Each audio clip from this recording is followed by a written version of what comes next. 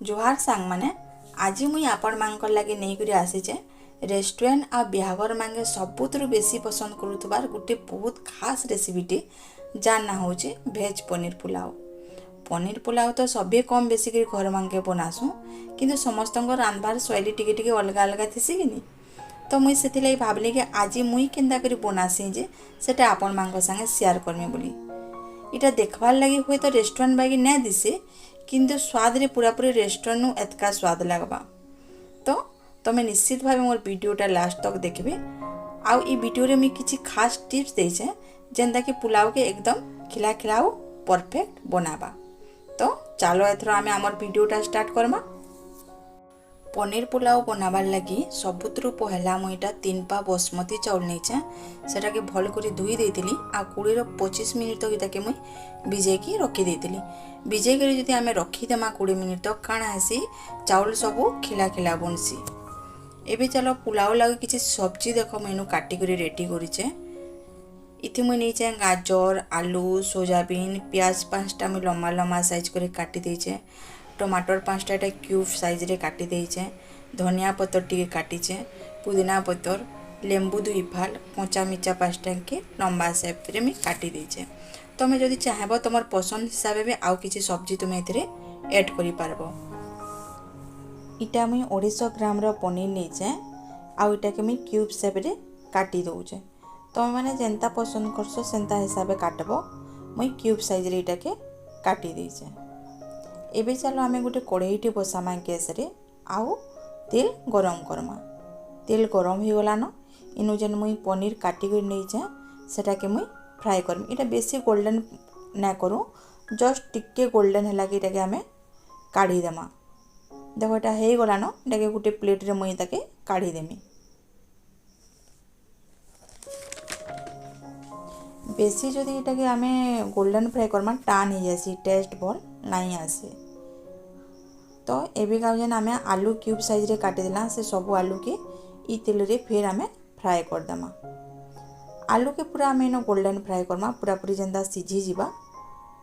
इनो मी टिके नून दउचे। आलू रे जेतके नून लागबा से हिसाब ही तुमे नून देबो। आ एटा के आमे भल करी टिके लाल हबार तक फ्राई कर दमा।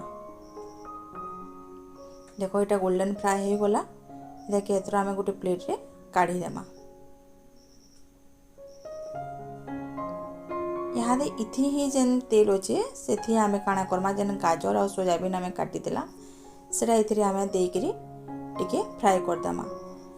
इनु जेन सोयाबीन मुई नहींचे इटा 10 मिनिट आगरो मुई भिजे देतिली आ 2 फाल करी इटा के मुई काटी देचे। एंता कले काना आसे सोयाबीन रो जेन गोटे बासनाटे आसे सेटा पलई जासी आ तार टेस्ट भी बढ़ी जासी।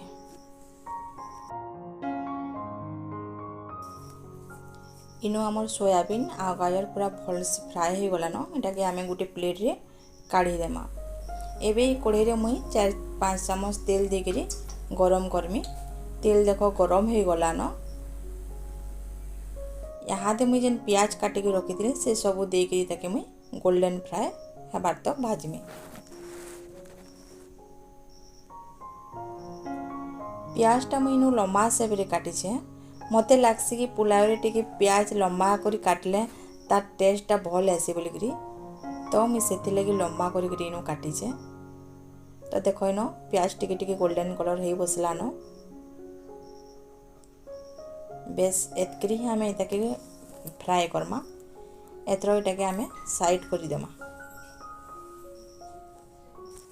यहाँ दे गोटे गैस रे हमें गोटे बड़ डेक्चीटी बसामी आ तार चारि पाखे में गोटे चामच घी देकरी मोर हाथ में भल कर सब आड़े स्वाली देमी।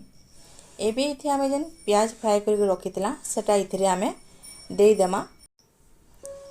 प्याज तो हमें इनु फ्राई करिछु तो प्याज हमको फ्राई करबार के ना पड़े।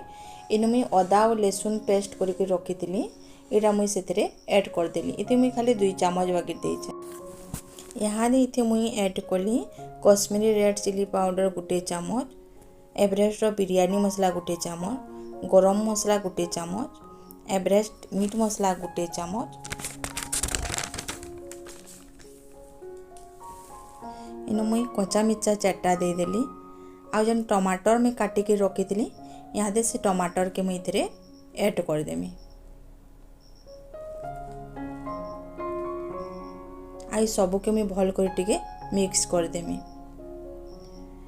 कच्चा मिर्चाटा पहला ना देव, सब बेले मसलाटा टिके कषि गला कि तारपर देव, का करी तार बास्नाटा से भल से रही पारसी। जदि आगु देदेमा बेले कच्चा मिर्चार बास्ना पूरा पलि जासी। तो ये सबके देकर मुझे भल कर मिक्स करदेली। देख यहाँ हो गलान। एबे इथिरे मुई पुदीना पतर जेन काटिक रखी सेटा यहाँ पकईदेमी। इथिरे आटा के भल कर फिर मिक्स करदेमी। एबे इथिरे मुई जेन आलू काटिक रखी सेटा ऐड कली। गाजर आउ जेन सोयाबीन आमे फ्राए करथिला सेटा देदेली। आ ई सबके भल कर मुई फिर मिक्स करदेमी, जेनता कि तार मसला माने सब भीतर के टिके ढुकी जावा। बेसी फ्राए करबार नाइन आमको इटा। बेस एथर इथिरे मुई पैन 7 ग्लास देदेली। आ जेन मुई लेंबू काटिक रखी 2 पाल सेटा के मुई चिपी करी इथि मिक्स करदेली। यहाँ जेन आमे बासमती चाउल भिजे के रखी सेटा के इथिरे आमे ऐड करदेमा। आ भल करी सबके टिके मिक्स करदेमा। एबे इतार ऊपर मुई मेथी पतर आधा चामच ऐड कली, तेजपतर गुटे, इलाची 2टा, कच्चा मिर्चा 2टा, नून स्वाद अनुसार, आ मैगी मसला गुटे पैकेट, आ धनिया पतर गुटे मुठा। ये सबके देकर मुझे गोटे कभर ढापी देली। एबे इथिरे मुई जेन पनीर काटिक रखी सेटा देदेली। आ फिर मुई मेथी पतर गुटे चामच पूरा ऐड करी सबके मिक्स करदेमी। देखो इन चाउलटा 40% पूरा हो गलान। तमे धीरे धीरे टाइम रे घाटब, न तो काण हेबा चाउल भांगी जीवा। इटा मुई फूड कलर के मुई तेल टिके पैन थी मिक्स करके रखी इटा के मुई तार ऊपर ऐड करदेली। आ फिर इटा के मुई 5 मिनट तक ढापिक रखीदेली। 5 मिनट पर मुई तार कभर खोलिक देखौचे। देख सांग माने केते सुंदर भावे हेइचे जे तार बास्ना भी बहुत बढ़िया होइचे। चाउल सब भी पूरा गुटा गुटा होइचे आउ खिला खिला होइचे। तो इटा के मैं गोटे प्लेट रे देख बाहर कर दउचे।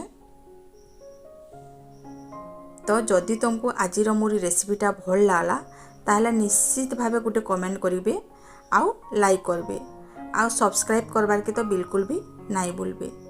तो आज लगी रोचे सांग माने धन्यवाद।